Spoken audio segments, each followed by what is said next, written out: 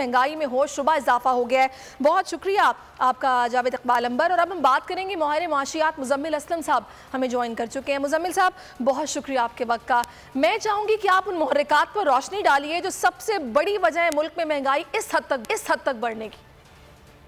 देखिए, सबसे बड़ी वजह महंगाई की बुनियादी वजह, लोग कहते हैं कि पेट्रोल की कीमत बढ़ी, डीजल की कीमत बढ़ी, बिजली की कीमत बढ़ी, ये तो बुनियादी वजह बनी थी। लेकिन इस बुनियाद को, जिसे कहते हैं कि ऊंचा किसने किया, बुलंदो बाला किसने किया, हुकूमत ने जो पाबंदियां लगाई दरामदात पे। मैं आपको हाल ये बताता हूँ, एक आज सुबह का कि जो घरेलू खाने पकाने की चीजें, एक तो ये होती है ना कि जो मकामी चीजें जिससे आपका खाना पकता है, कुछ चीजें ऐसी होती हैं जो पाकिस्तान से बाहर से आती हैं, वो इस वक्त मार्केट में दस्तयाब नहीं है। मेरे घर में आज खुद जो है वो चाइनीज, जिससे वो सोया सॉस टाइप की जो बाहर से आती है, वो लेने के लिए जो है हम लोग सुबह से परेशान हो रहे हैं और मार्केट में मुहैया नहीं है। इसी तरीके से आपको पता है, साल के आखिर में कंपनीज जो है एक दूसरे को जो है अपने क्लाइंट्स को तोहफे बेचती है। तो एक कंपनी को मैं जानता हूँ जिन्होंने एक फैसला किया कि इस दफा सस्ता सा तोहफा बना के बेचना है।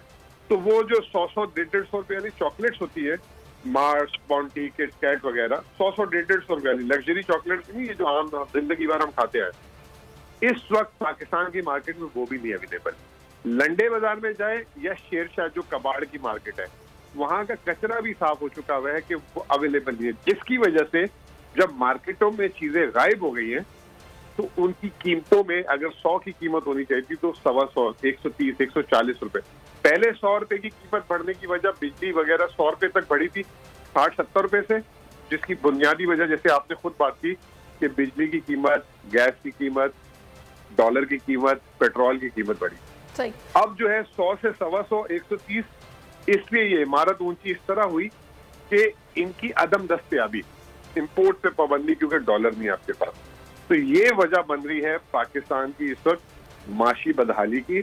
और मैं 2-3 दिन से एक बात बार बार कह रहा हूँ कि महंगाई तो लोग बर्दाश्त कर लेते हैं, अगर उनकी नौकरी, मुलाजमत, कारोबार चल रहा हो, थोड़ा अगर कमी बेशी होती है तो वो अपनी बचत पुरानी खर्च कर देते हैं, अगर बचत नहीं है तो थोड़ा बहुत कर्ज पकड़ लेते हैं। लेकिन अगर कारखाने और ये चीजें बंद हो और रोजगार खत्म हो जाए तो फिर महंगाई बहुत पीछे रह जाती है। फिर बात आ जाती है कि किस तरीके से अपने गुजर बसर करना है। मुजम्मिल साहब, मेरे ज़हन में एक दो बातें हैं जो कि मैं चाहूंगी कि आप उसका मुझे जवाब दीजिए।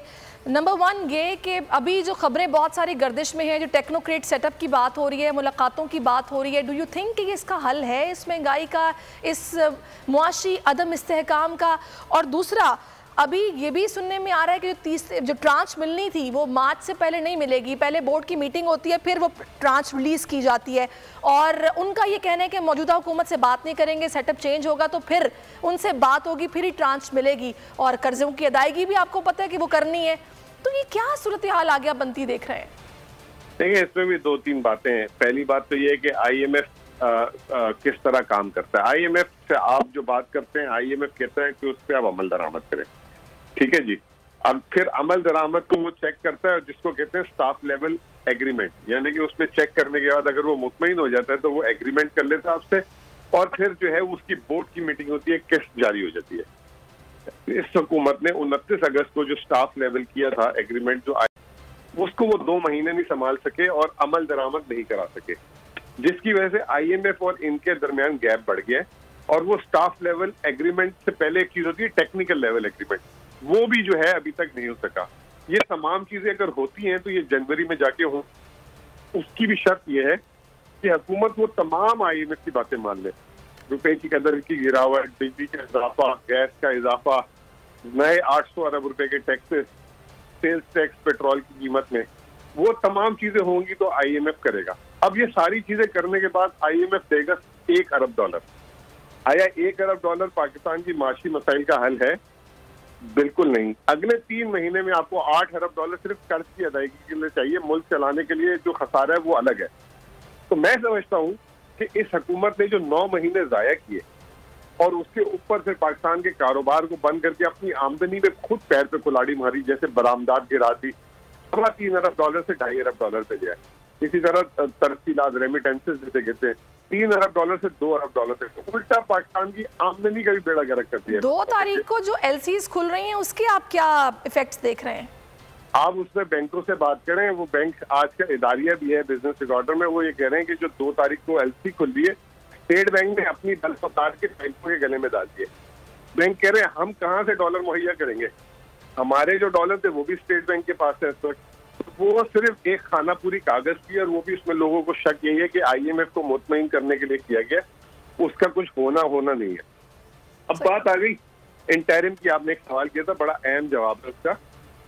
देखिए इंटरिम इस वक्त जो है ना, उसके TORs बनने चाहिए कि उसको किस मकसद के लिए लाया जाता है।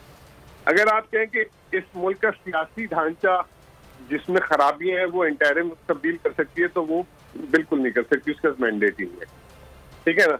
एक चीज कर सकती है, माशी बदहाली के लिए जो इकदाम जो सियासी जमातें नहीं कर पा रही, जिसमें उनको डर लगता है कि वो इलेक्शन हार जाएंगे या वो अवाम में बड़े जाने के काबिल नहीं रहेंगे, वो चीजें कर सकती है। और उसका दौरानिया जो है बहुत हुआ तो 2-3 महीने ऊपर बढ़ा दे। ये 2 साल का शोशा छोड़ना, ये तो एक तरीके से कब्जा करने वाली बात हो रही है वापस से, एक ग्रुप निकाल के दूसरे ग्रुप से कब्जा करा के। इससे मुल्क में और ज्यादा बदहाली बढ़ेगी और मुल्क और मजीद पीछे चले जाएगा। सोचें कि अगर 2 साल के लिए आपकी इंटरिम गवर्नमेंट होगी तो उससे वजीर आजम से क्या 3 का सदर मिलेगा, उसके साथ कुछ स्ट्रेटेजिक डिसीजन लेगा, या सऊदी अरब का बादशाह मिलेगा, या और कोई मुल्क का मुआहदा करेगा? नहीं करेगा। तो इसलिए ये जो भी इस चीज को फैला रहा है वो थोड़ा सा टेक्निकली सोचे भी, और फिर उसके बाद उस पर जो है फैसला करे। पाकिस्तान एक स्ट्रेटेजिक कंट्री है, पाकिस्तान एक जिसे कहते हैं ना कि एक कोई बैंकिंग कंपनी कंट्री नहीं है जिधर सिर्फ मईशत को देखा जाता है, इसके बहुत स्ट्रेटेजिक स्टेक्स हैं। वो जो है बगैर पॉलिटिकल लीडरशिप के नहीं हो सकते, और उसका वाहिद हल इलेक्शन है। फिर ठीक है, आप ये कह रहे हैं कि सारी सूरत हाल का वाहिद हल इलेक्शन है, जो कि कराए जाएं, साफ और शफाफ इंतखाबात, मुल्क में सियासी इस्तेहकाम आए, मुआशी इस्तेहकाम तभी मुमकिन है। तो आपका मेरे साथ मुजम्मिल साहब मौजूद थे।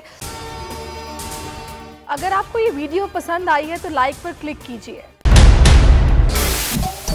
सबसे बड़े चैनल बोल न्यूज के एंकर मखदूम शहाबुद्दीन के प्रोग्राम अब बात होगी ने रेटिंग के तमाम रिकॉर्ड्स तोड़ दिए। मैं हूं मखदूम शहाबुद्दीन और आप देख रहे हैं अब बात होगी। 46% नाज़रीन ने बोल न्यूज को देखा, सोशल मीडिया पर भी सबने ज्यादा देखा। सब्सक्राइब करें और बेल दबाएं ताकि कोई खबर रह न जाए।